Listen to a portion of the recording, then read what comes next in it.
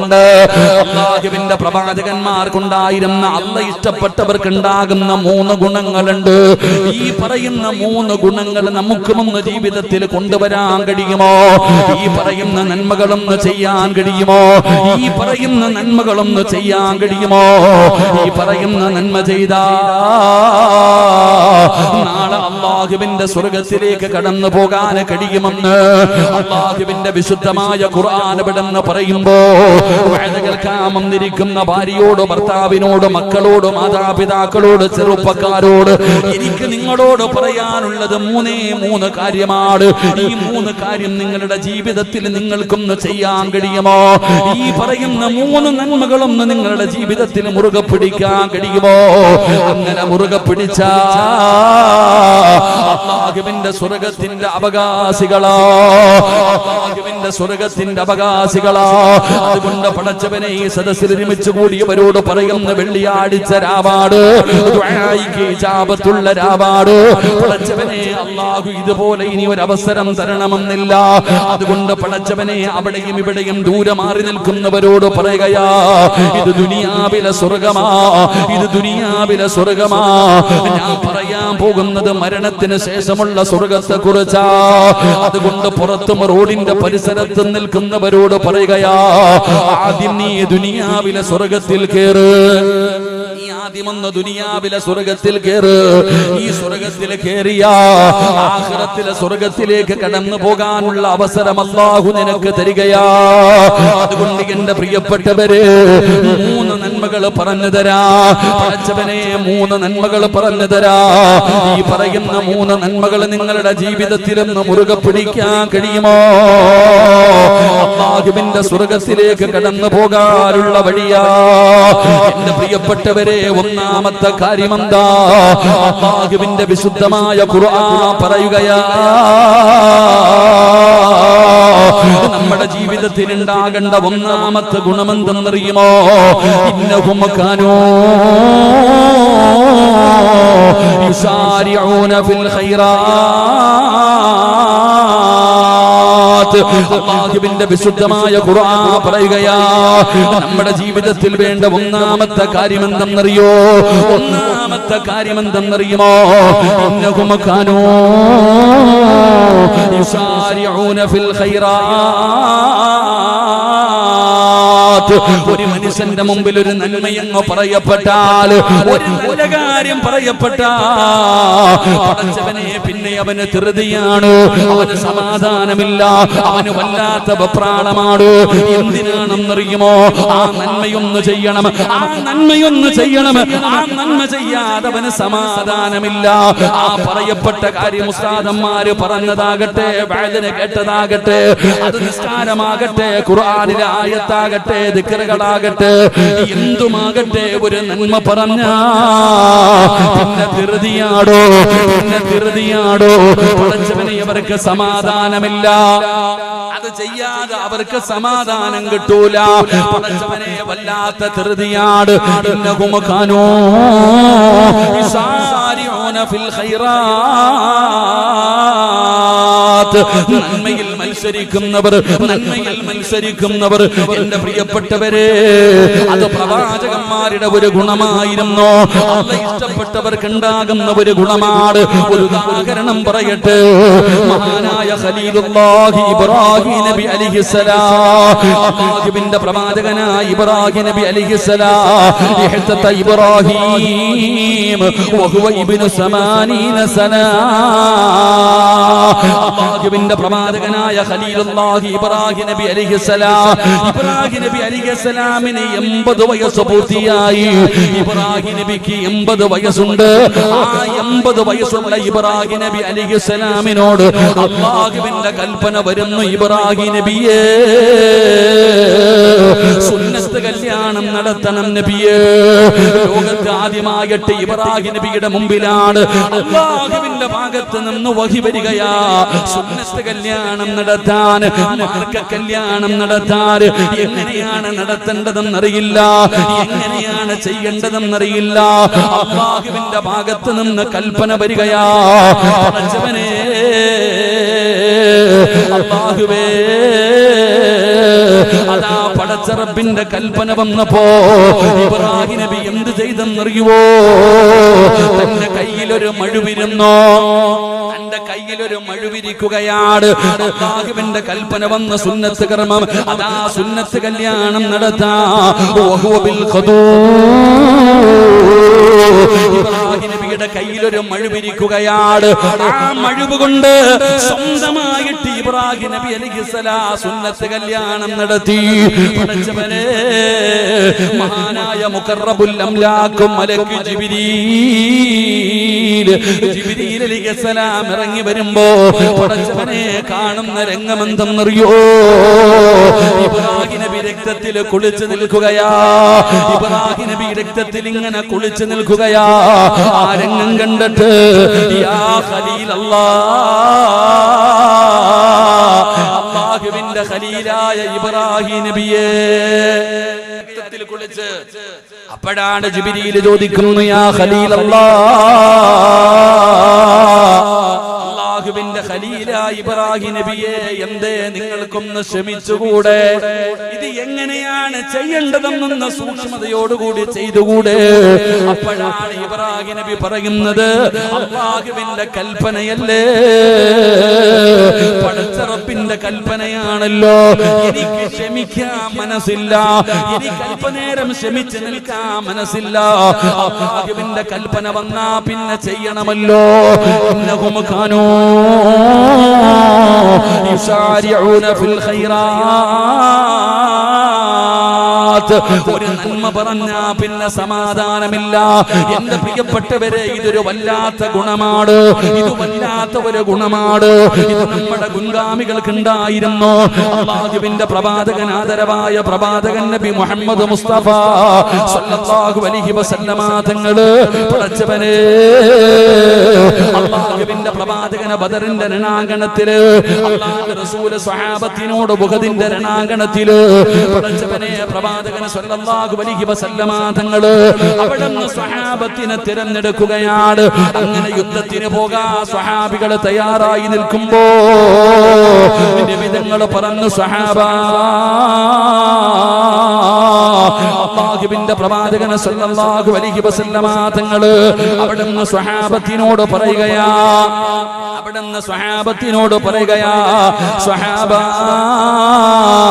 സ്വർഗ്ഗത്തിന്റെ പരിമളം അടിച്ചു വീശുന്നു സ്വഹാബാ.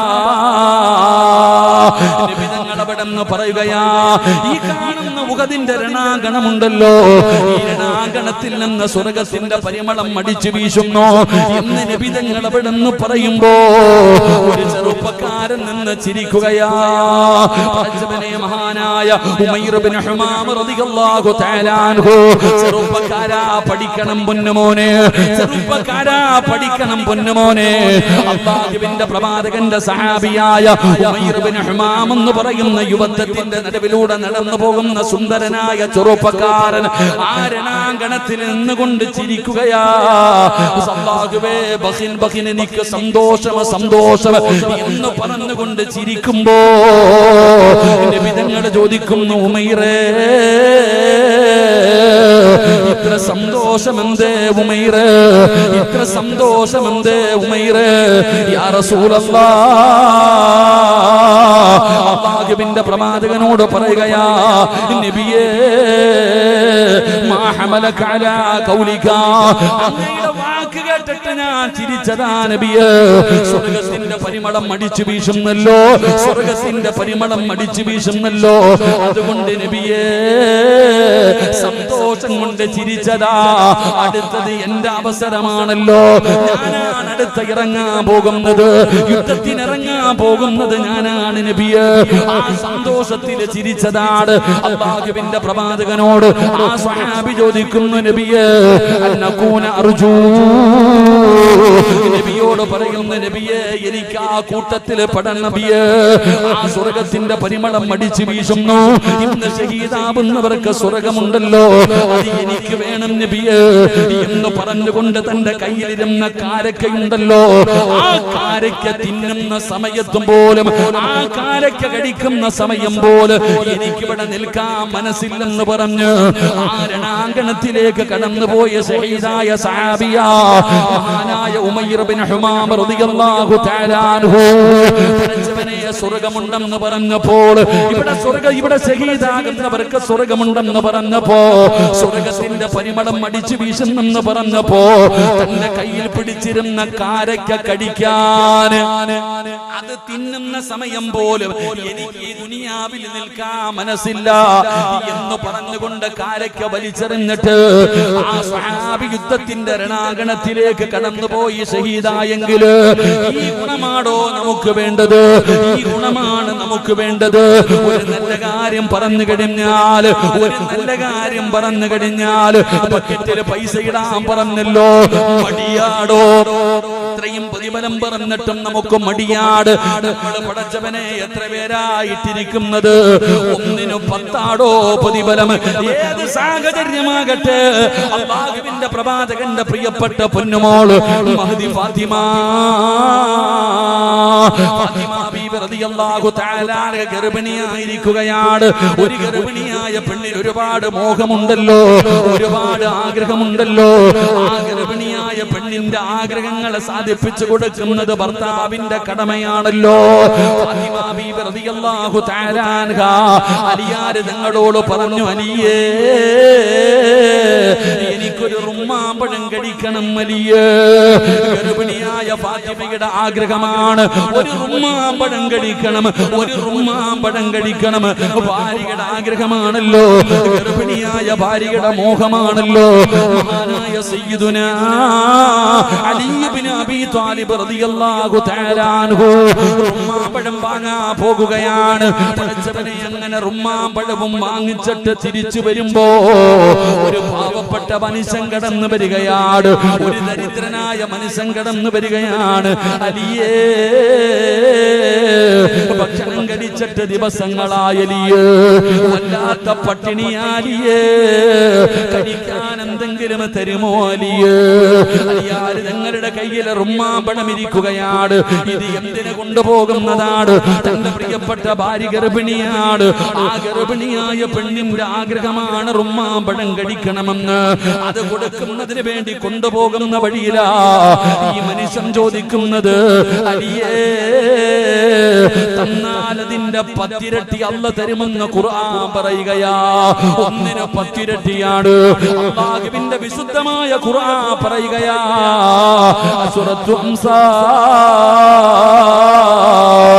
1 10 ഇരട്ടിയാണ്. അവിടെ നിന്ന് പ്രതിഫലമെന്ന മനുഷ്യൻ പറയുമ്പോ തന്റെ ഭാര്യയായ ഫാത്തിമയ്ക്ക് കൊടുക്കാനിരുന്ന ആ റുമ്മാമ്പഴം എടുത്ത് കയ്യിൽ കൊടുക്കുകയാണ്. നന്മ കിട്ടപ്പോ, അല്ലാഹു തരുമെന്ന് കേട്ടപ്പോ, 10 ഇരട്ടി കിട്ടുമെന്ന് കേട്ടപ്പോ അലിയാര് ഞങ്ങളതെടുത്ത് കയ്യിൽ കൊടുക്കുകയാ. എന്നിട്ട് വീട്ടിലേക്ക് കടന്നു ചെല്ലുമ്പോ സുബ്ഹാനല്ലാഹ്, ഒരു കുട്ട നിറയെ റുമ്മാമ്പഴം അല്ലാഹു ഫാത്തിമയ്ക്ക് കൊടുത്തില്ലേ പെങ്ങള്? ഇതാണ് ഒരു നന്മ പറഞ്ഞാൽ.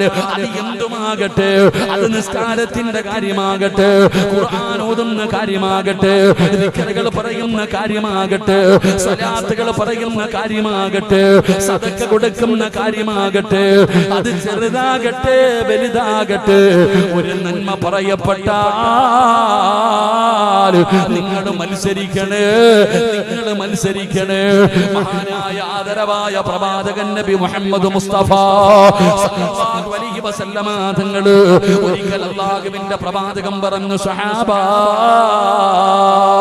നബി തങ്ങൾ പറയുകയാണ്, അല്ലാഹുവിന്റെ ദീനിന് ആവശ്യമുണ്ട്, നിങ്ങളുടെ വീട്ടിലുള്ളത് എടുത്തു കൊണ്ടുവാ. അല്ലാഹുവിന്റെ പ്രവാചകൻ പറയുമ്പോ സഹാബത്ത് മുഴുവനും ഇറങ്ങി ഓടുകയാണ്. അവരവരുടെ വീടുകളിലേക്ക് കടന്നു തന്നിട്ട് ഉള്ളത് അല്ലാഹുവിന്റെ ദീനിന് വേണ്ടി എടുത്തു കൊണ്ടുവരുമ്പോ ഉമർ തങ്ങൾ ചിന്തിക്കുന്നു, അല്ലാഹ് എപ്പോഴും അബൂബക്കറാണ് ജയിക്കുന്നത്. ഉമർ തങ്ങൾ വിചാരിച്ചു, പടച്ചവനെ എന്തു പറഞ്ഞാലും അബൂബക്കറ ഒന്നാമത് വരുന്നത്. ഈ പ്രാവശ്യം അബൂബക്കർ തങ്ങളെ എനിക്ക് തോൽപ്പിക്കണം. മഹാനായ ഉമർ ഇബ്നുൽ ഖത്താബ് റളിയല്ലാഹു തആല തന്റെ വീട്ടിൽ പോയി സമ്പാദ്യം മുഴുവൻ എടുത്തു.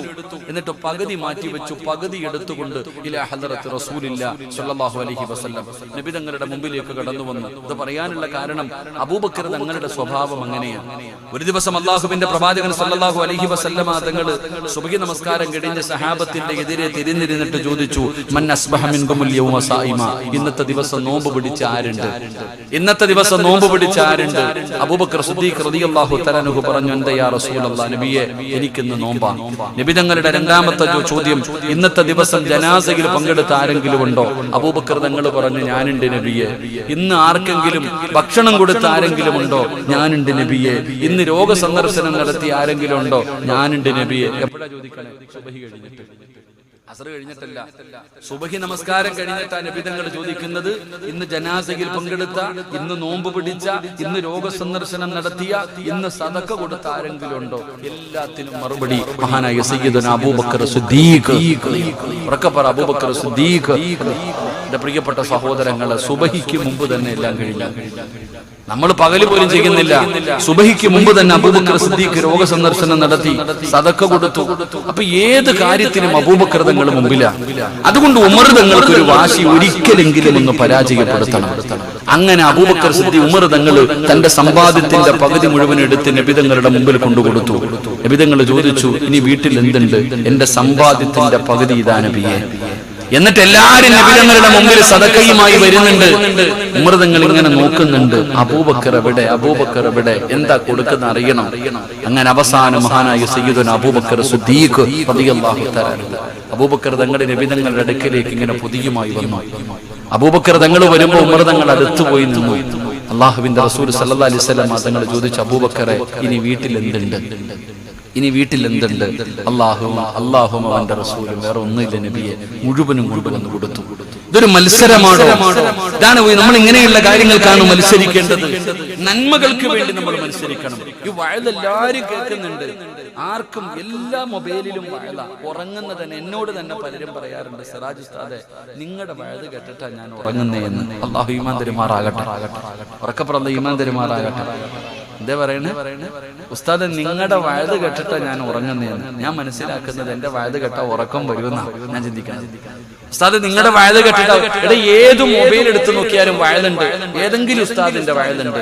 അതിനിടയിൽ 2 സിനിമയുമുണ്ട്. അല്ലാഹു കാത്തുരക്ഷിക്കുമാറാകട്ടെ. ഏത് മൊബൈൽ എടുത്തു നോക്കിയാലും, ഇന്ന് നോക്കിക്കേ, TV ഒന്നും ഇപ്പൊ എവിടെ നോക്കിയാലും, ബസ്സാകട്ടെ ട്രെയിൻ ആകട്ടെ, ഒന്ന് കണ്ട അടുത്തിരിക്കുന്ന ആളെ പോലും അറിയില്ല. എല്ലാം മൊബൈലിലാണ്. ഇരുന്ന് സിനിമ കാണാം, സീരിയല് കാണാം, കരയുന്നവരില്ലേ. ഞാനും സുൽഫി ഉണ്ടെന്ന് തോന്നിരിക്കെ ജനശതാബ്ദിയിൽ ഇങ്ങനെ യാത്ര പോകുമ്പോ ഞാൻ നോക്കുമ്പോ അപ്പുറത്തെ സൈഡിൽ ഇരുന്നിട്ട് ഒരു പെണ്ണിങ്ങനെ ആദ്യം എന്തൊക്കെയോ വലിയ ശബ്ദത്തിൽ ഫോൺ വിളിക്കുന്നുണ്ട്. ചില ആൾക്കാർ അങ്ങനെ, എന്തിനാ അല്ലാ ഫോൺ വിളിക്കണേ, പറഞ്ഞാൽ മതി എന്ന് തോന്നും. അങ്ങനെ ശബ്ദത്തിലൊക്കെ ഫോൺ വിളിച്ച് കുറച്ച് കഴിഞ്ഞപ്പോ ഈ പെണ്ണിരുന്ന് കരയുന്നുണ്ട്. അപ്പൊ നമ്മള് വിചാരിച്ചു, പടച്ചോനെ, ചിലപ്പോ ആരെങ്കിലും മരിച്ചിട്ടുണ്ടാകും, അല്ലെങ്കിൽ എന്തെങ്കിലും പ്രയാസം ഉണ്ടായിട്ട് അതുകൊണ്ടായിരിക്കും ഇവര് കരയുന്നതെന്ന്. റെയിൽവേ സ്റ്റേഷനിൽ ഇറങ്ങാൻ നേരത്ത് ഇങ്ങനെ ഇറങ്ങി പോകുമ്പോ ഞാൻ നോക്കി എന്താന്ന് നോക്കുമ്പോ ഈ പെണ്ണ് സീരിയല് കണ്ടിട്ടായിരുന്നു കരയുന്നത്. അള്ളാഹു നമുക്ക് ഈമാൻ തരുമാറാകട്ടെ. നമ്മുടെ ഉമ്മത്തിന്റെ അവസ്ഥ ഇതാണ്. അതുകൊണ്ട് ഞാൻ പറയുന്നത്, എന്റെ പ്രിയപ്പെട്ടവരെ, ഒരു നന്മ പറയപ്പെട്ടാൽ ആ നന്മ ചെയ്യാൻ ധൃതി കാണിക്കണം. അത് ജീവിതത്തിൽ മുറുകെ പിടിക്കണം. അള്ളാഹു ഭാഗ്യം തരുമാറാകട്ടെ. അപ്പൊ എല്ലാവർക്കും സുഖമല്ലേ? കുറച്ചെണ്ണം പോയി. സുഖമല്ലേ? ഞാൻ നിങ്ങൾക്ക് ഒരു നന്മ പറഞ്ഞു തരാം. ഇൻഷാ അല്ലാഹ് ഇന്നു മുതൽ നിങ്ങളുടെ ജീവിതത്തിൽ മുറുകെ പിടിക്കാൻ ഒരു നന്മ ഞാൻ പറഞ്ഞു തരാം. കഷ്ടപ്പാടില്ല, ഉറക്ക വഴിയണ്ട, പ്രയാസമില്ല. ഈ നന്മ ചെയ്താൽ നിങ്ങൾ രക്ഷപ്പെടും. അള്ളാഹു ചെയ്യാൻ ഭാഗ്യം തരുമാറാകട്ടെ. ചെയ്യുവോ? അല്ലാഹുവേ, ഈ ഇൻഷാ അല്ലാഹ് പറയുന്ന അതേ ശബ്ദത്തിൽ മരിക്കുന്ന സമയത്ത് ഷഹാദത്ത് കലിമ ഉറക്കെ പറഞ്ഞു മരിക്കാൻ ഭാഗ്യം കൊടുക്കണേ അല്ലാഹ്. ഇൻഷാ അല്ലാഹ് പോരാ, ഇൻഷാ അല്ലാഹ് ഒരു നന്മ പറഞ്ഞു തരട്ടെ. ചെയ്യുവോ? ചെയ്യാമെന്ന് നിയ്യത്ത് ചെയ്യുന്നവരൊക്കെ ഒന്ന് കൈപൊക്കിക്ക്. ഇനി പൊക്കാത്തവര് നന്മ എന്താന്ന് കേട്ടിട്ട് ഞാൻ ഒന്നുകൂടെ ചോദിക്കാം. ഇപ്പൊ നന്മ എന്താന്ന് പറഞ്ഞില്ലല്ലോ, നന്മ എന്താണെന്ന് ഞാൻ പറഞ്ഞില്ലല്ലോ. എന്റെ പ്രിയപ്പെട്ടവരെ, ഞാൻ നിങ്ങൾക്കൊരു നന്മ പറഞ്ഞു തരാം. ഇന്നത്തെ രാത്രി നിങ്ങൾക്ക് പ്രയോജനമുള്ള രാത്രിയാകാൻ എന്റെ പ്രിയപ്പെട്ടവരെ ആരാണ് പറഞ്ഞു തരുന്നത്? മഹാനായ സയ്യിദുനാ അലി ഇബ്നു അബീ ത്വാലിബ് റളിയല്ലാഹു തആല അൻഹു മഹാനവകൾ അവിടുന്ന് നിവേദനം ചെയ്യുകയാ. അന്ന ഫാത്തിമത്തു ബിൻത് റസൂലില്ലാഹി സ്വല്ലല്ലാഹു അലൈഹി വസല്ലം, അല്ലാഹുവിന്റെ പ്രവാചകന്റെ കരളിന്റെ കഷ്ടമായ ഫാത്തിമ ബീവി റളിയല്ലാഹു തആല അൻഹയെ തൊട്ട് പടച്ചവനെ അലിയാർ തങ്ങൾ പറയുകയാണ്, പെങ്ങളെ, അല്ലാഹുവിന്റെ പ്രവാചകന്റെ പൊന്നുമോളും തന്റെ പ്രിയപ്പെട്ട ഭർത്താവ് അലി ഇബ്നു അബീ ത്വാലിബ് റളിയല്ലാഹു തആല അൻഹു രണ്ടുപേരും അവിടുന്ന് ജീവിക്കുകയാണ്. അവരുടെ കുടുംബ ജീവിതത്തെ കുറിച്ച് നമ്മൾ പഠിച്ചവരാണ്. അവരുടെ കുടുംബ ജീവിതത്തെ കുറിച്ച് നമ്മൾ പഠിച്ചവരാ. പടച്ചവനെ, ഫാത്തിമ ബീവിക്ക് വല്ലാത്ത കഷ്ടപ്പാടാ. അലിയാർ തങ്ങൾ ഗൾഫുകാരനല്ല, ഒരുപാട് സമ്പത്തുള്ളവനല്ല, പാവപ്പെട്ടവരാണ്. പടച്ചവനെ, അലിയാർ തങ്ങളുടെ ജോലി എന്തെന്നറിയോ? ആദ്യമൊക്കെ പടച്ചവനെ പുല്ല് കെട്ടിയിട്ട് ഒട്ടകമുള്ള വീട്ടിൽ കൊണ്ടുപോയി കൊടുത്തിട്ട് കിട്ടുന്ന പൈസ കൊണ്ട് ജീവിച്ച പാവപ്പെട്ടവരാ. പടച്ചവനെ, അലിയാർ തങ്ങള് അവസാനമല്ല വീട്ടില് മാവ് കുഴയ്ക്കുകയാണ്. മാവ് കൊണ്ട് റൊട്ടി ഉണ്ടാക്കി പടച്ചവനെ മാവ് പൊടിച്ചിട്ട് അതുകൊണ്ടുണ്ടാക്കുന്ന വസ്തുക്കൾ കൊണ്ട് വിൽക്കുന്ന കുടുംബമാണ് ഫാത്തിമയുടെ കുടുംബം. വല്ലാത്ത ജോലിയാ പെങ്ങള്, വല്ലാത്ത കഷ്ടപ്പാടാ പെങ്ങള്. എന്റെ പ്രിയപ്പെട്ട സഹോദരിമാര് പഠിക്കണം. അതാ വീട്ടിൽ ചോറ് വെക്കുന്നതിനും കറി വെക്കുന്നതിനും തുണി കഴുകുന്നതിനും വീട് തൂക്കുന്നതിനും സങ്കടപ്പെടുന്ന പെണ്ണുങ്ങളുണ്ടല്ലോ, പരാതി പറയുന്ന പെണ്ണുങ്ങളുണ്ടല്ലോ. നിങ്ങൾ ജോലി ചെയ്യുന്നില്ല എന്ന് ഞാൻ പറയുന്നില്ല, നിങ്ങൾക്ക് കഷ്ടപ്പാടില്ലെന്ന് ഞാൻ പറയുന്നില്ല. പെങ്ങളെ, നീ പഠിക്കണം. നീ അറിഞ്ഞിരിക്കേണ്ട ചില നന്മകളുണ്ട്. അല്ലാഹുവിന്റെ പ്രവാചകന്റെ പൊന്നാര മകളുടെ കൈ പൊട്ടിയിടിയിരിക്കുകയാ. അല്ലാഹുവിന്റെ റസൂലിന്റെ പൊന്നാര മകളായ ഫാത്തിമ ബീബി റളിയല്ലാഹു തആല അൻഹ. ആരാ ഫാത്തിമ എന്നറിയുമോ? അല്ലാഹുവിന്റെ റസൂൽ പറഞ്ഞല്ലോ, നാളെ സ്വർഗ്ഗത്തിന്റെ റാണികള്, സ്വർഗ്ഗത്തിലെ പെണ്ണുങ്ങളുടെ നേതാക്കന്മാര് 4 പെണ്ണുങ്ങളാ. 4 പെണ്ണുങ്ങൾ അല്ലാഹു അർബഅമിന് നിബിതങ്ങൾ പറഞ്ഞു സ്വർഗ്ഗത്തിന്റെ നായികമാര് 4 പേരാണ്. ആ 4 പെണ്ണുങ്ങളാണ് നിങ്ങളുടെ നേതാക്കന്മാര്. ആ 4 പെണ്ണുങ്ങളിൽപ്പെട്ട ഒരു പെണ്ണാണ് മഹ്ദി ഫാത്തിമ. ഫാത്തിമ ബീബി റളിയല്ലാഹു തആല അൻഹ പടച്ചവനെ ആട്ടുകല്ല് കൊണ്ട് അരി പിടിച്ച് ആ അരി ഇങ്ങനെ പൊടിച്ചിട്ട് 2 കൈയും പൊട്ടിയിടിക്കുകയാണ്. നിങ്ങളെ, നീ ചിന്തിക്കും, ഉസ്താദേ, അത് എങ്ങനെ പൊട്ടാനാണ്? ഫാത്തിമയ്ക്ക് സമയമില്ലടോ, ഫാത്തിമയ്ക്ക് സമയമില്ല. നിന്നെ പോലെയല്ല ഫാത്തിമ. നീ പഠിക്കും, നീ എപ്പോഴും പറയും സമയമില്ല, സമയമില്ല. എന്റെ ജോലി എന്താണെന്ന് ആർക്കും അറിയില്ലല്ലോ.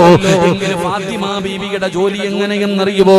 ഫാത്തിമയ്ക്ക് ഹസനും ഹുസൈനും എന്ന് പറയുന്ന 2 മക്കളുണ്ട്. 2 പേരും 1 വയസ്സിന്റെ വ്യത്യാസം. ഫാത്തിമയുടെ ഹസനും ഹുസൈൻ റളിയല്ലാഹു തആല അൻഹു 2 പേർക്കും 1 വയസ്സിന്റെ വ്യത്യാസമേ ഉള്ളൂ. ഫാത്തിമ ബീബി റളിയല്ലാഹു തആല അൻഹ ഈ 2 മക്കളെയും തൊട്ടിലിൽ കിടത്തിയിട്ട് കൈ കൊണ്ടാട്ടാ സമയമില്ല, കൈ കൊണ്ടാട്ടി ഉറക്കാ സമയമില്ല. ഫാത്തിമ എന്ത് ചെയ്യുമെന്നറിയോ? ആ കാലിൽ ഒരു കയറ് കെട്ടിയിട്ട് അല്ലാഹുവേ, ഇങ്ങനെ മാവ് പൊടിക്കുമ്പോ കാലിൽ കയറ് കെട്ടിയിട്ട് കാലുകൊണ്ട് ആട്ടിയാട്ടിയാ മക്കളെ ഉറക്കിയിരുന്നത്. നിങ്ങൾക്ക് ചരിത്രമെടുത്ത് വായിച്ചു നോക്കാം. ഇത് സീരിയലിന്റെ കഥയല്ല, ഇത് സിനിമാ കഥയല്ല. അല്ലാഹുവിന്റെ റസൂലിന്റെ കരളിന്റെ കഷ്ടമായ ഫാത്തിമ ബീബി റളിയല്ലാഹു തആല അൻഹയുടെ കുടുംബ ജീവിതമാണ് പറയുന്നത്. പടച്ചവനെ, മാവ് പൊടിച്ചു ഫാത്തിമയുടെ കൈ പൊട്ടിയിരിക്കുകയാ. ഫാത്തിമ ബീബി റളിയല്ലാഹു തആല അൻഹ പടച്ചവനെ വാപ്പാനെ കാണാൻ പോവുകയാണ്. അലിയാർ തങ്ങളോട് സങ്കടം പറഞ്ഞപ്പോ പൊട്ടിയ കൈ കാണി കൊടുത്തിട്ട് സങ്കടം പറയുമ്പോ അല്ലാഹുവിന്റെ പ്രവാചകൻ പറഞ്ഞു, നബിതങ്ങളുടെ മകളതാ ഭർത്താവിനെ കൈ കാണിച്ചു കൊടുത്തിട്ട് പറഞ്ഞു, എന്റെ കൈ പൊട്ടി വല്ലാത്ത പ്രയാസമാ. സങ്കടത്തിലിരിക്കുന്ന ഫാത്തിമയെ കണ്ടപ്പോ അലിയാർ തങ്ങൾ പറഞ്ഞു, ഫാത്തിമ, വീട്ടിൽ ചെന്നിട്ട് വാപ്പയോട് പറ, ഒരടിമയെ തരാൻ, ഒരുപാട് അടിമകളുണ്ടല്ലോ. നീ ചോദിച്ചാ വാപ്പ നിനക്കൊരടിമയെ തന്നാൽ വീട്ടിലെ ജോലികൾ ചെയ്യിപ്പിക്കാമല്ലോ, നിനക്കൊരു സഹായമാകുമല്ലോ. അതുകൊണ്ട് നീ ചെന്നിട്ട് നബി തങ്ങളോട് ഒരടിമയെ ചോദിക്കൂ. ഫാത്തിമ ബീവി റളിയല്ലാഹു തആല അൻഹ അങ്ങനെ അല്ലാഹുവിന്റെ റസൂൽ എന്ന പിതാവിനെ കാണാൻ പോകുകയാ. നബി തങ്ങളെ തെരഞ്ഞു പോകുമ്പോ ഫാത്തിമ ചെല്ലുമ്പോ വാപ്പ വീട്ടിലില്ല. അല്ലാഹുവിന്റെ റസൂൽ എവിടോ പോയിരിക്കുകയാണ്. ഫാത്തിമ ബീവി റളിയല്ലാഹു തആല അൻഹ ഉമ്മയായ ആയിഷ ബീവി റളിയല്ലാഹു തആല അൻഹയോട് തന്റെ കൈ കാണിച്ചു കൊടുത്തിട്ട് സങ്കടം പറഞ്ഞു. ഉമ്മ, വാപ്പ വരുമ്പോ എന്റെ അവസ്ഥയൊന്ന് പറയണേ, ഒരടിമയെ തരാ പറയട്, ഒരടിമയെ തരാ പറയട്. ഫാത്തിമ സങ്കടപ്പെട്ടുകൊണ്ട് ഉമ്മയായ ആയിഷ ബീബി റളിയല്ലാഹു തആല അൻഹയോട് അവിടുന്ന് കൈ കാണിച്ചു കൊടുത്തിട്ട് സങ്കടം പറഞ്ഞ് തിരിച്ചു വരികയാണ്. പടച്ചവനെ, നബി തങ്ങൾ അന്ന് വീട്ടിൽ വന്നപ്പോ താമസിക്കുകയാ. ഒരുപാട് താമസിച്ചാണ് നബി തങ്ങൾ വന്നത്. ആയിഷ ബീബി റളിയല്ലാഹു തആല അൻഹ അല്ലാഹുവിന്റെ പ്രവാചകനോട് പറഞ്ഞു കൊടുത്തു, യാ റസൂലല്ലാഹ്, മുത്തി നബിയേ, ഫാത്തിമ വന്നിരുന്നു നബിയേ. ഫാത്തിമയുടെ അവസ്ഥ വല്ലാത്ത സങ്കടമാണ്. പൊന്നുമോള് കൈപൊട്ടിയിരിക്കുകയാണ്. അവിടത്തെ ജോലി ചെയ്ത് അതാ കല്ല് പിടിച്ച് കൈ രണ്ടും പൊട്ടിയിരിക്കുകയാണ്. സങ്കടപ്പെട്ടുകൊണ്ടാണ് വന്നത്. എനിക്ക് സഹിച്ചില്ല നബിയേ, ഫാത്തിമയുടെ അവസ്ഥ കണ്ടിട്ട് എനിക്ക് സഹിച്ചില്ല നബിയേ. അല്ലാഹുവിന്റെ പ്രവാചകനോട് ആയിഷ ബീബി റളിയല്ലാഹു തആല അൻഹ പറഞ്ഞു കൊടുക്കുമ്പോ നബി തങ്ങൾ ആ രാത്രിയിൽ എഴുന്നേറ്റടോ. അല്ലാഹുവിന്റെ പ്രവാചകൻ തന്റെ മകളുടെ വീട്ടിലേക്ക് പാതിരാത്രി കടന്നു ചെല്ലുകയാണ്. നബി തങ്ങൾ ആ രാത്രിയിൽ തന്നെ പോയടോ. പൊന്നുമോളുടെ സങ്കടമാണല്ലോ. അല്ലാഹുവിന്റെ പ്രവാചകൻ സ്വല്ലല്ലാഹു അലൈഹി വസല്ലമ തങ്ങള് ഫാത്തിമ ബീവിയുടെ വീട്ടിൽ ചെന്ന് രാത്രി അവിടെ നിന്ന് വിളിക്കുകയാ. രണ്ടുപേരും ഉറങ്ങാൻ കിടന്നു. ഫാത്തിമ ബീവി റളിയല്ലാഹു തആല അൻഹ അവിടെ നിന്ന് വാതിൽ തുറന്നു. അല്ലാഹുവിന്റെ പ്രവാചകൻ കടന്നു ചെല്ലുമ്പോ അലിയാരി തങ്ങളെ കിടക്കുകയാണ്. നബി തങ്ങൾ പറഞ്ഞു, അവിടെ ഇരിക്കലിയേ, ആ ഇരിക്കുന്ന വിരിപ്പിൽ തന്നെ ഇരിക്കലിയേ. ഫാത്തിമ ബീവി റളിയല്ലാഹു തആല അൻഹയെ പിടിച്ചടുത്തിരുത്തി. എന്നിട്ടും ഭാര്യയും ഭർത്താവിനോടും പൊന്നാര മകളുടെ കൈ പിടിച്ചിട്ട് അല്ലാഹുവിന്റെ റസൂൽ പറഞ്ഞു കൊടുത്ത മറുപടി എന്തെന്നറിയോ? ഈ കടപ്പുറത്ത് വഅദ് കേൾക്കാമെന്ന വാപ്പമാരെ, ഒരു വാപ്പ എങ്ങനെയാകണമെന്ന് പഠിക്കൂ. പെൺമക്കളുള്ള ഉപ്പമാര് പഠിക്കേണ്ടതാണ്. മകൾക്ക് ഭർത്താവിന്റെ വീട്ടില് പല പ്രയാസങ്ങളും കാണും. കഷ്ടപ്പാടിന്റെ കഥ പറയും. നിന്റെ മരുമകൻ സമ്പന്നനാകണമെന്നില്ല, അവന് പാവപ്പെട്ടവനാകാം, ഒരുപാട് പ്രയാസങ്ങൾ ഉണ്ടാകാം. പക്ഷേ മക്കള് വീട്ടിൽ വന്ന് അവരുടെ ചെറുപ്പകാലമാണ്, അവർക്ക് പക്വത കുറവാണ്. അവര് പലതും നിന്റെ അടുക്കൽ വന്ന് പറയുമ്പോ ഒരു വാപ്പയാകണം ഉപ്പാ. ഒരു വാപ്പ എങ്ങനെയാകണമെന്നറിയോ? രണ്ട് കൈയും പൊട്ടിയിട്ട് സങ്കടം പറഞ്ഞ് മകളുടെ കൈ പിടിച്ചിട്ട് അല്ലാഹുവിന്റെ റസൂല് പറഞ്ഞു, ഫാത്തിമ, പൊന്നാര മകളായ ഫാത്തിമ, നിനക്ക് അല്ലാഹു തരുന്ന പ്രതിഫലം എന്താണെന്നറിയുമോ ഫാത്തിമ? നിന്റെ ഭർത്താവിനും മക്കൾക്കും ഭക്ഷണം വെച്ചു കൊടുത്താൽ, നിന്റെ ഭർത്താവിനും നിന്റെ മക്കൾക്കും ഭക്ഷണം വെച്ചു കൊടുത്താൽ അല്ലാഹു നിനക്ക് തരുന്ന പ്രതിഫലം എന്താണെന്നറിയുമോ ഫാത്തിമ? ഭർത്താവിന്റെ വസ്ത്രം കഴുകി കൊടുക്കണം ഫാത്തിമ. ഭർത്താവിന്റെ തുണി കഴുകുന്ന പെണ്ണിന് കൊടുക്കുന്ന പ്രതിഫലം എന്താണ്? ഭക്ഷണം വെച്ചു കൊടുക്കുന്ന പെണ്ണിന് കൊടുക്കുന്ന പ്രതിഫലം എന്താണ്? ഭർത്താവിന്റെ തലയിൽ എണ്ണ തേക്കുന്ന പെണ്ണിന് കൊടുക്കുന്ന പ്രതിഫലം എന്താണ്?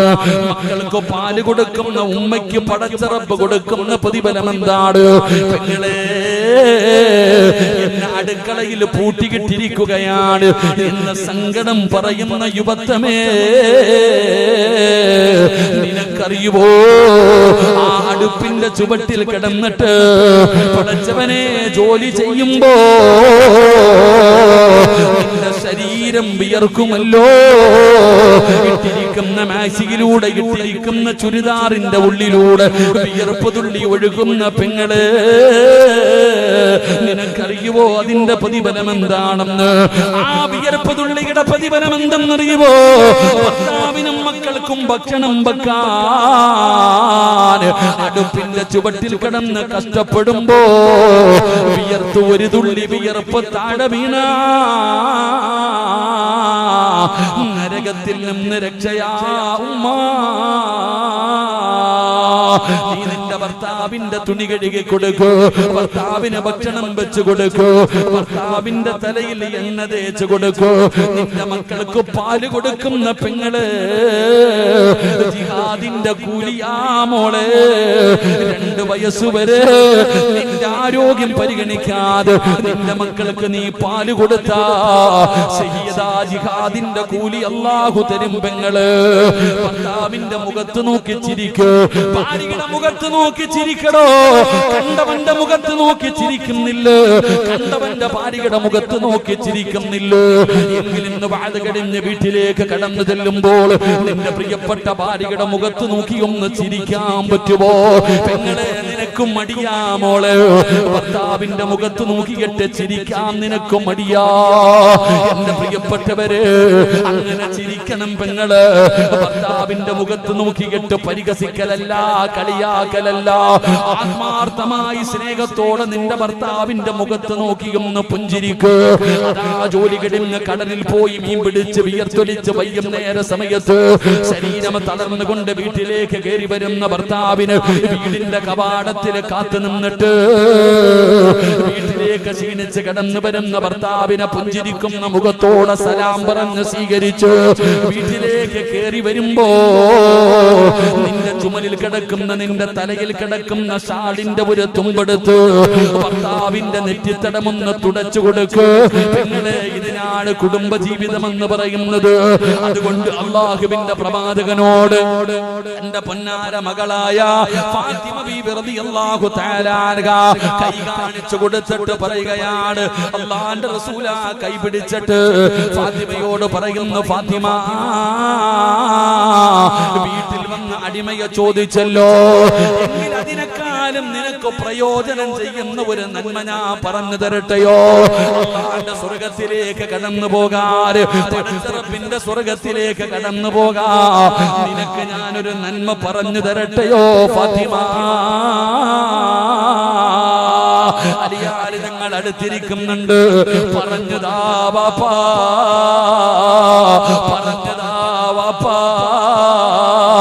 വീട്ടുജോലിയിൽ കഷ്ടപ്പെട്ട് കൈപൊട്ടിയിരുന്ന പൊന്നുമോള് പരാതി പറഞ്ഞപ്പോ, ഒരടിമയെ ചോദിച്ചപ്പോ അല്ലാഹുവിന്റെ റസൂല് പറഞ്ഞു കൊടുത്ത നന്മ എന്തെന്നറിയുവോ ഫാത്തിമ? അടിമയെ കിട്ടുന്നതിനേക്കാൾ നിനക്ക് പ്രയോജനമുള്ള അല്ലാഹുവിന്റെ സ്വർഗത്തിലേക്ക് കടന്നു പോകാൻ കഴിയുന്ന ഒരു നന്മ ഞാൻ പറഞ്ഞു തരട്ടെയോ? പറഞ്ഞതാ വാപ്പാ. നബി തങ്ങൾ പറഞ്ഞു കൊടുത്തു, ഫാത്തിമ, കിടന്നുറങ്ങുന്നതിന് മുമ്പ് സുബ്ഹാനല്ലാഹ്, അൽഹംദുലില്ലാഹ്, അല്ലാഹു അക്ബർ 33 പ്രാവശ്യം സുബ്ഹാനല്ലാഹ്, 33 പ്രാവശ്യം അൽഹംദുലില്ലാഹ്, 33 പ്രാവശ്യം അല്ലാഹു അക്ബർ എന്ന് പറ ഫാത്തിമ. അത് നിനക്ക് പ്രയോജനമുണ്ടെന്ന് നബി മുഹമ്മദ് മുസ്തഫ സല്ലല്ലാഹു അലൈഹി വസല്ലമ തങ്ങൾ പറയുമ്പോ പെങ്ങളെ അലിയാർ തങ്ങൾ പറയുകയാ, ഫമാ തറക്തുഹാ ബഅദ സമിഅതുഹാ മിൻ റസൂലില്ലാഹ്. അന്ന് നബി തങ്ങൾ ഇത് പറഞ്ഞതിന് ശേഷം അല്ലാഹുവിന്റെ റസൂൽ അന്ന് രാത്രി ആ വിരിപ്പിൽ പിരിച്ചിരുത്തിയിട്ട് നബി തങ്ങൾ പറഞ്ഞതിന് ശേഷം മരിക്കുന്ന കാലം വരെ ഞാൻ മുടക്കിയിട്ടില്ല സഹാബ. മരിക്കുന്ന കാലം വരെ അലിയാർ തങ്ങളത് മുടക്കിയിട്ടില്ല, ഫാത്തിമ ബീവി അത് മുടക്കിയിട്ടില്ല. അല്ലാഹുവിന്റെ ഖുർആൻ പറഞ്ഞു, ഇന്നഹും കാനൂ യുസാരിഊന ഫിൽ ഖൈറാത്ത്.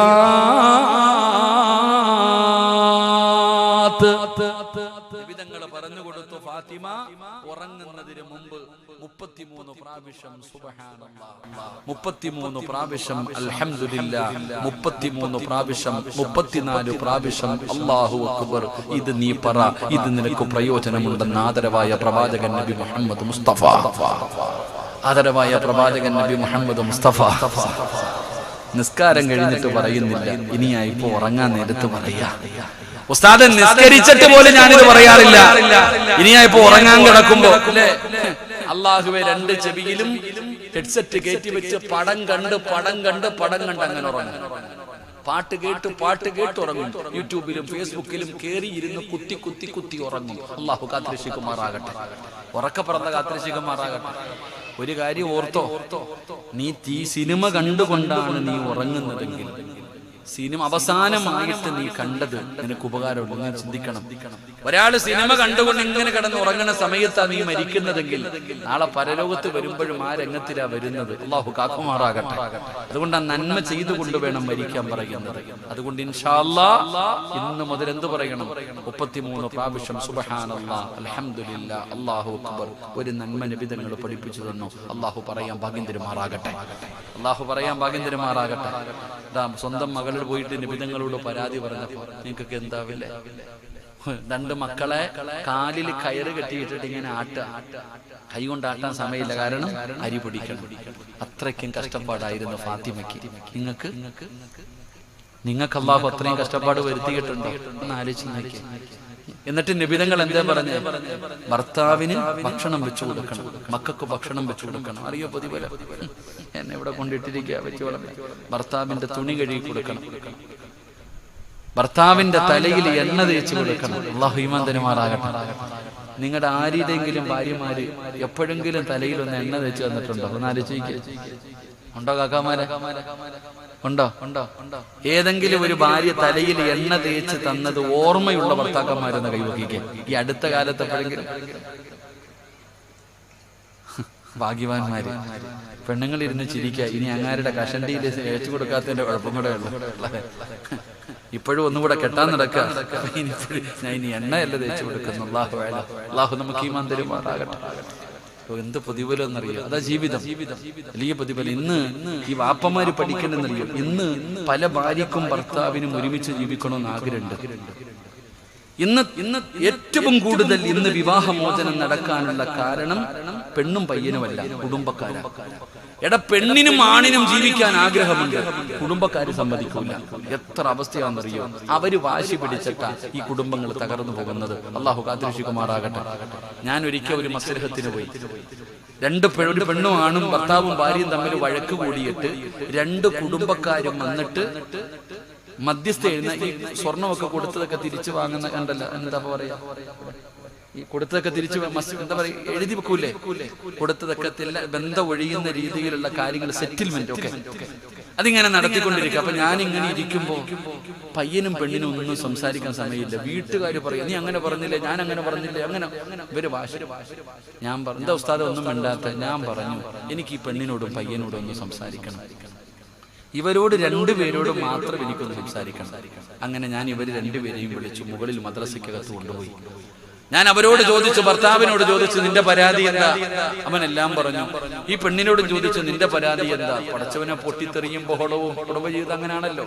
ക്ഷമ വേണം. ഞാൻ മിണ്ടാതെ ഇരുന്ന് കേട്ടു. 2 പേരും പറയാനുള്ളത് മുഴുവനും പറഞ്ഞു തീർത്തു. ഞാൻ അവസാനം ചോദിച്ചു, എന്തായാലും ഇത്രയൊക്കെ ആയി. പറഞ്ഞു തീർന്നപ്പോഴത്തേക്ക് കുറച്ച് സമാധാനമായവർക്ക് ഞാൻ പറഞ്ഞു, നിങ്ങൾക്ക് 2 പേർക്കും വിട്ടുവീഴ്ചകൾ ചെയ്തിട്ടൊന്ന് ജീവിച്ചുകൂടെ? ഒരവസരം കൂടെ അങ്ങോട്ടും കൊടുത്തുകൂടെ?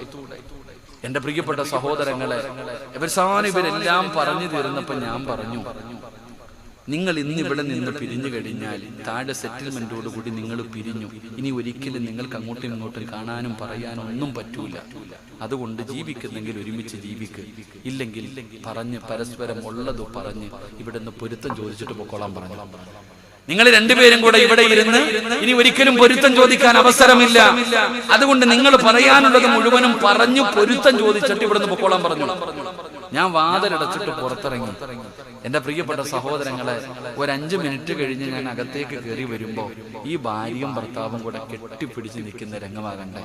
ഞാൻ അവരോട് പറഞ്ഞു, നിങ്ങൾക്ക് ജീവിക്കണമെന്നുണ്ടെങ്കിൽ ഈ വാതിലിൽ കൂടെ ഇറങ്ങി പൊക്കോളാൻ പറഞ്ഞു, എവിടെങ്കിലും പോയി ജീവിക്കാൻ.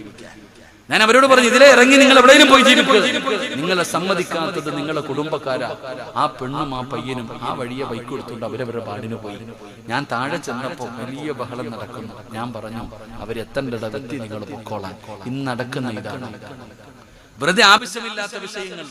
അപ്പൊ നബിതങ്ങളോട് തന്റെ പൊന്നാര മകള് വന്ന് ഭർത്താവിന്റെ പ്രയാസങ്ങൾ പറഞ്ഞപ്പോ, ഭർത്താവിന്റെ വീട്ടിൽ പരാതി പറഞ്ഞപ്പോ നബിതങ്ങൾ പറഞ്ഞു കൊടുത്തത്, മോളെ ഇതാണ് വാപ്പാ, ഇതാണ് വാപ്പാ. അതുകൊണ്ട് ഇവിടെ ഒരുമിച്ച് കൂടിയവരോട് പറയുകയാ, ഇന്ന് രാത്രി മുതൽ പറയണേ, ഇന്ന് രാത്രി മുതൽ പറയണേ. അല്ലാഹുവിന്റെ പ്രവാചകൻ പറഞ്ഞു, ആയിഷ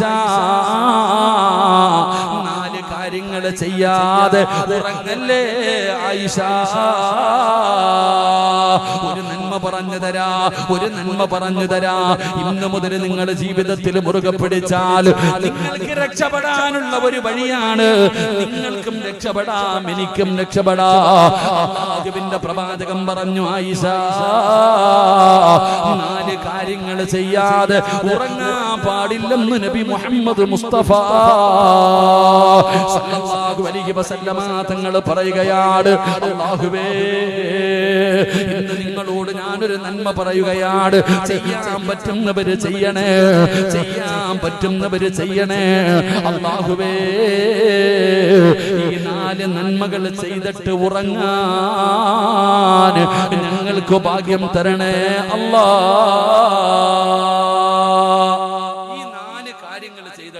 ഇന്ന് രാത്രി നിങ്ങളൊക്കെ ഉറങ്ങാൻ പാടുള്ളൂ. അല്ലാഹു ഭാഗ്യം തരുമാറാകട്ടെ, അല്ലാഹു ഭാഗ്യം തരുമാറാകട്ടെ.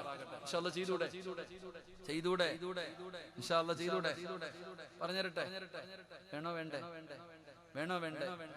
വിശക്കുന്നവൻ ആഹാരം കൊടുത്തിട്ടേ കാര്യമുള്ളൂ, വയറ് നിറഞ്ഞിരിക്കുന്നവന് മട്ടൻ മന്തി കൊടുത്തിട്ടും കാര്യമില്ല. വേണോ വേണ്ടേ?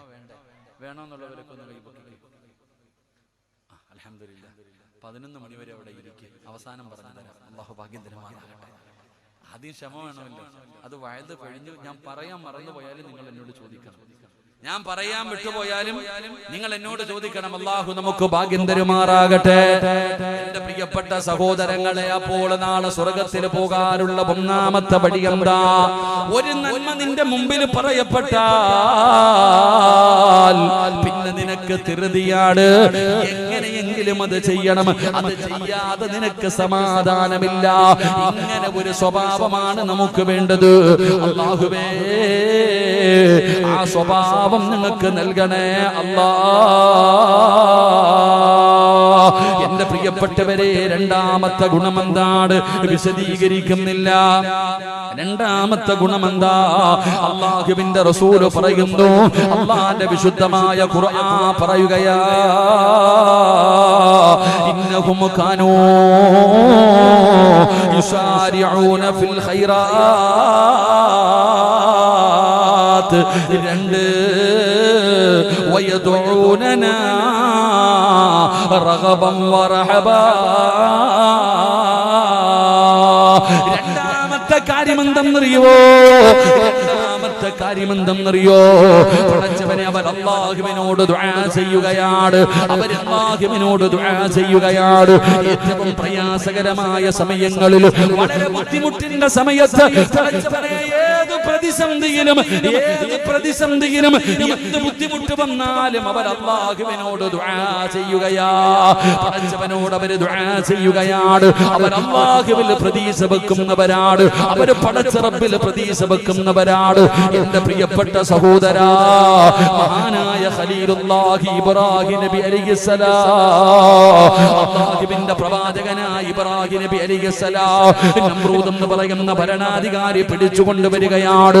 വിഗ്രഹങ്ങളെ തകർത്തതിന്റെ പേരിൽ ഇബ്രാഹിം നബി അലൈഹിസ്സലാമിനെ എന്ത് ചെയ്തെന്നറിയുമോ? അല്ലാഹുവേ, അവിടുന്ന് കത്തിക്കാൻ തീരുമാനിച്ചു. തീ കുണ്ടാരത്തിലേക്ക് വലിച്ചെറിയാൻ തീരുമാനിച്ചു. അങ്ങനെ ജനങ്ങൾ മുഴുവനും വിറക് ശേഖരിച്ചു കൊണ്ടുവരികയാണ്. പലരും നേർച്ച ചെയ്തടോ, പലരും നേർച്ച ചെയ്യുകയാ എന്റെ രോഗം മാറണാൻ. പടച്ചവനെ അവര് നേർച്ച ചെയ്തു ഇബ്രാഹിമിനെ കത്തിക്കാനുള്ള തീയിലേക്ക് വിറകു കൊടുക്കാ. അങ്ങനെ ഭയാനകമായ ഒരു തീക്കുണ്ടാരമുണ്ടാക്കുകയാണ്. ഖുർആൻ പറഞ്ഞതെന്തെന്നറിയോ? ആ തീക്കുണ്ടാരത്തിന്റെ മുകളിലൂടെ പറന്നു പോകുന്ന പറവകൾ പോലും കടിഞ്ഞു വീഴുന്ന രീതിയിൽ ഭയാനകമായ തീക്കുണ്ടാരമുണ്ടാക്കി. അടുത്തു പോകാൻ പറ്റുന്നില്ല. ഇബ്രാഹിം നബി അലൈഹിസ്സലാമിനെ പിടിച്ചുകൊണ്ട് വന്ന് കയ്യും കാലും കെട്ടിയിട്ട് അമ്പും വില്ലും തയ്യാറാക്കി മുകളിൽ കയറ്റി നിർത്തിയിരിക്കുകയാ. അമ്പും വില്ലും തയ്യാറാക്കി മുകളിൽ കയറ്റി നിർത്തിയിരിക്കുകയാണ്. എയ്തു വിടുന്നതിന് വേണ്ടി ഇബ്രാഹിം നബി അലൈഹിസ്സലാമിനെ ആ തീക്കുണ്ടാരത്തിലേക്ക് എയ്തു വിടാൻ പോകുമ്പോ അതാ വരുന്ന മുഖറബുൽ അംലാക്കും മലക്ക് ജിബ്രീൽ അലൈഹിസ്സലാം ഇറങ്ങി വരികയാണ്. ഇബ്രാഹിം നബിയെ,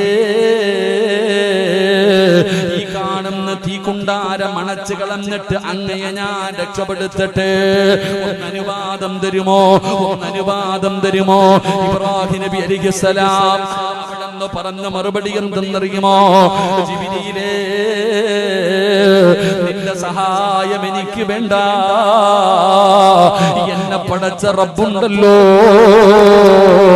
എന്നെ പടച്ച റബ്ബുണ്ടല്ലോ, ആ അല്ലാഹുവിനറിയാം എന്നെ രക്ഷപ്പെടുത്താൻ. പടച്ചവനെ അതാ അല്ലാഹുവിൽ പ്രതീക്ഷ വെക്കുകയാണ്. പടച്ച റബ്ബിനോട് പറയുകയാണ്, എന്റെ പ്രിയപ്പെട്ടവരെ, ഖുൽ യാ നാറു കൂനി ബർദൻ വസലാമൻ അലാ ഇബ്രാഹീം. ഒരു രോമം പോലും കരിയാതെ മാസങ്ങൾക്ക് ശേഷം, ദിവസങ്ങൾക്ക് ശേഷം ഇബ്രാഹിം നബി അലൈഹിസ്സലാം ആ തീക്കുണ്ടാരത്തിൽ നിന്ന് എഴുന്നേറ്റ് വന്നു എന്ന് ചരിത്രം പറയുമ്പോ, എന്റെ പ്രിയപ്പെട്ടവരെ, അല്ലാഹുവിൽ പ്രതീക്ഷ വെക്കടോ, ദുആ ചെയ്യടോ. പ്രതിസന്ധിയിലും രക്ഷപ്പെടും സഹോദരാ. നിന്നെ സഹായിക്കാൻ ഒരാളുമില്ലെന്ന് തോന്നുന്ന സമയം ഇനി നിനക്ക് രക്ഷപ്പെടാൻ ഒരു വഴിയില്ല, ഇനി രക്ഷപ്പെടാൻ ഒരു വഴിയില്ല. രക്ഷപ്പെടില്ല എന്ന് കരുതുന്ന സമയം, ആ സമയത്തും അല്ലാഹുവിനോട് ദുആ ചെയ്യണം. ആ സമയത്തും അല്ലാഹുവിനോട് ദുആ ചെയ്യണം. ഏതുപോലെ എന്നറിയുമോ?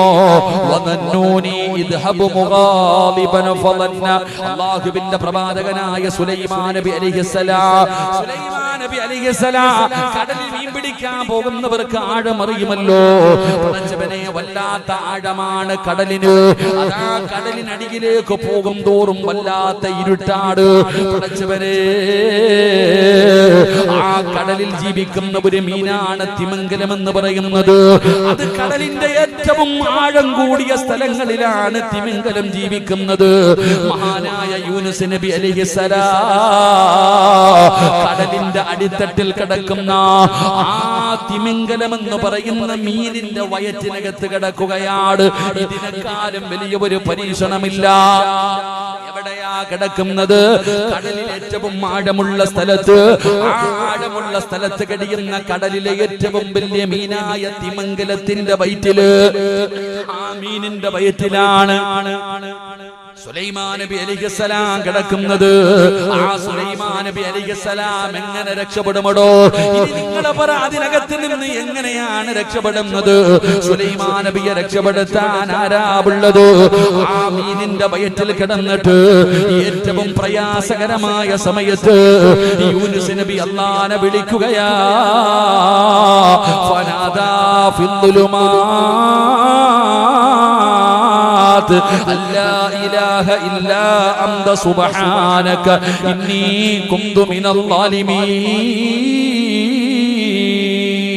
മഹാനായ സുലൈമാൻ യൂനുസ് നബി അലൈഹിസ്സലാം ആ കടലിന്റെ അടിത്തട്ടിൽ മീനിന്റെ വയറ്റിനകത്ത് കിടന്നിട്ട്, ആ ഇരുളിനകത്ത് കിടന്ന്, അതിനെക്കാളും ഒരു പ്രയാസം ഒരാളും അനുഭവിച്ചിട്ടില്ലടോ. ആ മീനിന്റെ വയറ്റിനകത്ത് കിടന്നിട്ട് യൂനുസ് നബി വിളിക്കുന്നു. ഫനാദാ, പടച്ച റബ്ബിനെ വിളിക്കുകയാ. ലാ ഇലാഹ ഇല്ലാ അന്ത സുബ്ഹാനക ഇന്നി കുന്തു മിനൽ ളാലിമീൻ. എന്റെ പ്രിയപ്പെട്ടവരെ, അല്ലാഹുവിന്റെ പ്രവാചകനായ യൂനുസ് നബി അലൈഹിസ്സലാം ആ മീനിന്റെ വയറ്റിൽ കിടന്നിട്ട് പടച്ചവനെ വിളിക്കുകയാണ്. അല്ലാഹു പറഞ്ഞതെന്തെന്നറിയോ? അല്ലാഹു പറയുകയാ, ഫലൗലാ അന്നഹു കാന മിനൽ മുസബ്ബിഹീൻ ലലബിസ ഫീ ബത്നിഹി ഇലാ യൗമി യുബഅസൂൻ. യൂനുസ് നബി അലൈഹിസ്സലാം ആ മീനിന്റെ വയറ്റിനകത്ത് കിടന്നിട്ട് ലാ ഇലാഹ ഇല്ലാ അന്ത സുബ്ഹാനക ഇന്നി കുന്തു മിനൽ ളാലിമീൻ ആ ദിക്റങ്ങാണം ആ ദുആയങ്ങാണം പറയാതെ ഇരുന്നെങ്കിൽ ഖിയാമത്ത് നാൾ വരെ ആ മീനിന്റെ വയറ്റിൽ കിടക്കേണ്ടി വരുമായിരുന്നു എന്ന് അല്ലാഹുവിന്റെ വിശുദ്ധ ഖുർആൻ. എന്റെ പ്രിയപ്പെട്ടവരെ, ദുആ ചെയ്യടോ. ജീവിതത്തിൽ പ്രയാസം വരുമ്പോ, ജീവിതത്തിൽ ബുദ്ധിമുട്ടുകൾ വരുമ്പോ, കച്ചവടം നഷ്ടത്തിലാകുമ്പോ, രോഗങ്ങൾ കടന്നു വരുമ്പോ, പ്രയാസങ്ങൾ കടന്നു വരുമ്പോ, മക്കളില്ലാതെ വരുമ്പോ, പഠിച്ചവനെ എല്ലാവരും അല്ലാഹുവോട് ദുആ ചെയ്യൂ. അല്ലാഹു കഴിവുള്ളവനാണ്, അല്ലാഹു കഴിവുള്ളവനാണ്. അല്ലാഹുവിന് കഴിയാത്തതൊന്നുമില്ലല്ലോ. ആ മീനിന്റെ വയറ്റിൽ കിടന്ന് ദുആ ചെയ്ത യൂനുസ് നബി അലൈഹിസ്സലാമിനെ അല്ലാഹു സുബ്ഹാനഹു വ തആല അതാ രക്ഷപ്പെടുത്തി എന്ന് പരിശുദ്ധമായ ഖുർആൻ പറയുമ്പോ, ഫലസ്തീനും ഈജിപ്തും ഒക്കെ യാത്ര ചെയ്യുമ്പോ യൂനുസ് നബിയുടെ ഖബർ കാണാൻ പോകുമ്പോ ആ മീൻ കൊണ്ടുവന്ന് കരയിൽ കക്കി വെച്ച സ്ഥലം കാണുമടോ. എന്നതൊരു വലിയ ബീച്ചാണ്. എന്റെ പ്രിയപ്പെട്ടവരെ, ഇത് ഖുർആൻ പറഞ്ഞതല്ലേ. അതുകൊണ്ട് അല്ലാഹുവിന്റെ സ്വർഗ്ഗത്തിലേക്ക് കടന്നു പോകുന്ന ആ അടിമയ്ക്ക് വേണ്ട രണ്ടാമത്തെ ഗുണമെന്തെന്നറിയോ? അവൻ അല്ലാഹുവിൽ പ്രതീക്ഷ വെക്കുന്നവനാ, പടച്ചവനിലേക്ക് ദുആ ചെയ്യുന്നവരാ. ഈ സദസ്സിൽ ഒരുമിച്ച് കൂടിയ വഅദിന് വന്നപ്പോ പലരും പറഞ്ഞ ഒരു കാര്യം, ഉസ്താദേ, വിവാഹം കഴിഞ്ഞ് 5 കൊല്ലമായി 10 കൊല്ലമായി മക്കളില്ല. സങ്കടം പറഞ്ഞ ഒരുപാട് പേരുണ്ടടോ, സങ്കടം പറഞ്ഞ ഒരുപാട് പേരുണ്ടടോ. മക്കളില്ലാത്തവർക്ക് ഞാനൊരു ചരിത്രം പറഞ്ഞു തരട്ടെ. മക്കളില്ലാതെ കഷ്ടപ്പെടുന്ന ഒരുപാട് പേരുണ്ടല്ലോ. നിങ്ങൾക്ക് ഞാനൊരു ചരിത്രം പറഞ്ഞു തരാ. എന്റെ പ്രിയപ്പെട്ടവരെ, മക്കളില്ലാത്തവരെ കാണുമ്പോ പെണ്ണുങ്ങൾ ചോദിക്കും, ഒന്നുമായില്ലേ? സ്നേഹം കൊണ്ടല്ല പെങ്ങള്, അതൊരു കളിയാക്കലാ. എന്നോട് തന്നെ ഒരു സഹോദരി പറഞ്ഞു, ഉസ്താദ്, ഒരു ഫംഗ്ഷനും പോകില്ല, കല്യാണ വീടുകളിൽ പോകില്ല, ആളുകൾ കൂടുന്ന ഒരു സ്ഥലത്തും ഞാൻ പോകില്ല. എന്താണ് കാരണമെന്ന് ചോദിക്കുമ്പോ ആ പെണ്ണ് പറഞ്ഞ മറുപടി എന്തെന്നറിയോ? ഈ ചോദ്യം സഹിക്കാൻ പറ്റുന്നില്ല ഉസ്താദേ.